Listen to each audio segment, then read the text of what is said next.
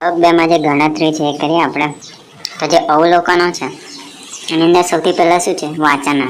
આપણે 4 વાર જેલું નળીમાં જેલું નાખતા હતા અને રંગ પરિવર્તન થતું હતું આપણે 4 વાર કર્યું તો 4 વખત અલગ અલગ જવાબ આવતો હતો, કાં તો અમુકમાં સરખો જવાબ આવે એ આપણે માપતા હતા. તો અંતિમ વાચક જે છેલ્લો જે જવાબ આવતો હતો કેટલો આવતો હતો? અમુકમાં 11.1 4 વાર આપણે માપજો. તમારી અંદર આ રીતના 4 આવ્યા હશે, કાં તો અમુકની અંદર અલગ અલગ આવ્યા હશે. એ રીતના 4 જે આવે એ લખી દેવાના. જે પ્રારંભિક વાંચન આવે છે, પ્રારંભિક એટલે કે જે શરૂઆતમાં કેટલું હોય? શરૂઆતમાં તો ખાલી હોય એટલે કે જીરો જ હોય ને, એ બધામાં 0 આવે. આપણે અંદર નાખીશું બધું રંગ પરિવર્તન થશે, એની પછી જે વધ્યું એ આટલું આવે છે, બરાબર. તફાવતમાં શું આવશે? તો કે આ બેનો બાદબાકી 11.1માંથી 0 જાય તો 11.1 જ રહી રીતના આમાં આ બધાની પણ બાદબાકી જશે તો જવાબ આ જ આવશે, બરાબર. આ જવાબ કઈથી લાવવાનો? તો આજે જે છેલ્લો જવાબ આવે ને એ 4 સરવાળો કરી દેવાનો. હવે કેલ્ક્યુલેટર છે આપણી પાસે, આ 4 સરવાળો કરી દઈશું તો 11.1 વત્તા 10.5 વત્તા 9.7 વત્તા 11.3 કેટલો આવે છે? 42.6. હવે આ જે જવાબ આવે ને એક ટોટલ કેટલું છે? 4 વસ્તુ છે, 1 2 3 4. તો આ જે જવાબ આવે ને બધાના સરવાળાને એના ભાગ્યા 4 કરી દેવાનું. 42.6 ભાગ્યા 4 કેટલો આવે? 10.62. તે આપણો આવી ગયો છેલ્લો જવાબ, એટલે કે સુસંગત વાંચન કેટલો? 10.62. ઓકે, આટલું અહીંયા ખતમ. હવે ગણતરી છે, એમાં આપણે NaOHની મોલારિટીની સાંદ્રતા શોધવાનું છે, બરાબર. હવે આપણે મોલારિટી શોધવાની. તો મોલારિટી એટલે શું? કે જે આપણે જો એક ઓક્ઝેલિક એસિડ હશે, ઓક્ઝેલિક એસિડ એનું રાસાયણિક સૂત્ર છે H2C2O4. એ હશે, એની અંદર આપણે સોડિયમ હાઇડ્રોક્સાઇડ એટલે કે NaOH નાખ્યું, એના પછી રંગ પરિવર્તન થયું, બરાબર. તો આપણે જે NaOH નાખ્યું એ કેટલું નાખ્યું હશે ને આપણે શોધવાનું છે. હવે આ ઓલરેડી ઓક્ઝેટિક એસિડ હશે, એની અંદર આપણે સોડિયમ હાઇડ્રોક્સાઇડ એટલે કે NaOH નાખ્યું, બરાબર. એના પછી રંગ પરિવર્તન જે અટક્યું એ આપણે લખી દીધું માપીને, બરાબર. આ 4 વાર, બરાબર. તો આપણે કેટલું નાખ્યું હશે ને એ શોધવાનું. એની માટેનું સૂત્ર છે કે 1 અને 2. 1 એ આપણે લઈ લઈએ NaOH માટે એટલે કે સોડિયમ હાઇડ્રોક્સાઇડ માટે, 2 નંબર લઈ લઈએ ઓક્ઝેલિક એસિડ એટલે કે H2C2O4 માટે, બરાબર. A1 M1 V1 ત્રણ વચ્ચે ગુણાકાર છે. A1 ગુણ્યા M1 ગુણ્યા V1. A1 એટલે NaOHની એસિડિકતા, એટલે કે આ એક એસિડ છે અને આ એક બેઝ છે, બરાબર. આ કેટલું એસિડ છે મતલબ કે એ, તો કે NaOHની એસિડિકતા કેટલી છે? 1 છે. આ બધું છે જ મતલબ કે, એટલે આ બધું ખબર હોવું જોઈએ. M1 એટલે કે એની મોલારિટી કેટલી છે એ આપણે શોધવાની છે, બરાબર. ઓકે, અને V1 એટલે કે NaOHનું વોલ્યુમ એટલે કદ કેટલું છે એનું, તો એ 8.4 છે. ઓકે, આ યાદ રાખવાનું કામ કરતો. હવે આ A2 એટલે H2C2O4ની બેઝિકતા, આ એસિડ છે ને આ બેઝ છે, બરાબર. બેઝિકતા કેટલી છે? 2 છે. એની મોલારિટી કેટલી છે? M2 એટલે કે 0.1 છે. અને V2 એટલે કે એનું કદ કેટલું છે? 10 છે, બરાબર.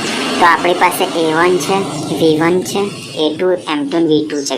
આપણે શું શોધવાનું છે? M1. તો આ સૂત્ર પરથી આપણે M1 શોધી લઈશું, એટલે કે મોલારિટી.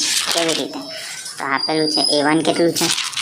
1 છે. આ બધું હોય મતલબ કે કંઈ શોધેલું નથી, આ છે એ જ લખેલું છે, બરાબર. તો આ લખીશું A1 તે 1 છે ગુણ્યા M1 આપણે શોધીશું ગુણ્યા V1 કેટલા હતા? 8.4 બરાબર. A2 કેટલા હતા?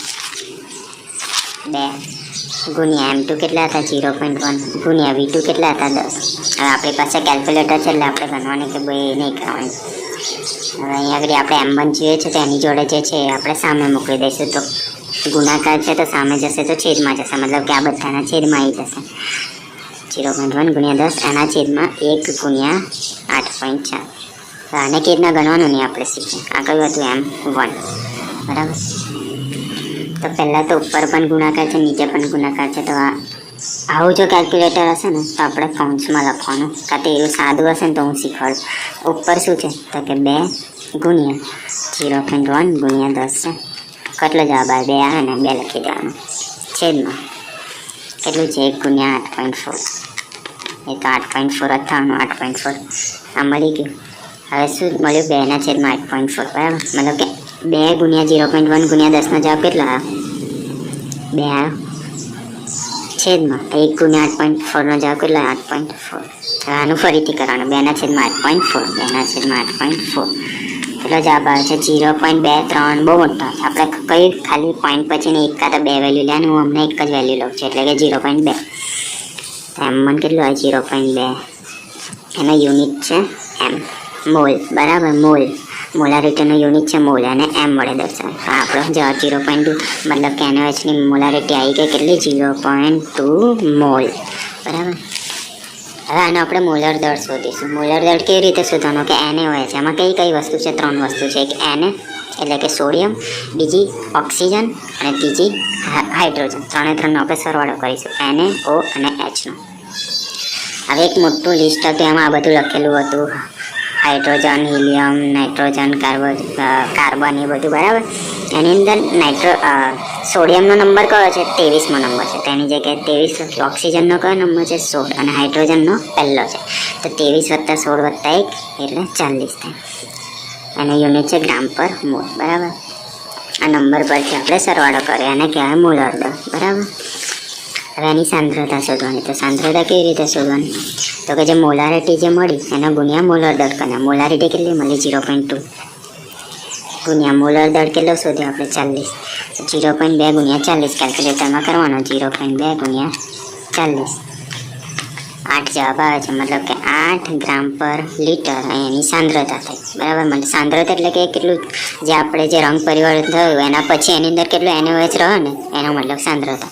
તો પરિણામ શું થયું? NaOHની સાંદ્રતા કેટલી છે? 8 ગ્રામ પર લીટર, એ આપણે શોધ્યું. બસ આટલું જ છે કેલ્ક્યુલેશનમાં, ઇઝી જ છે.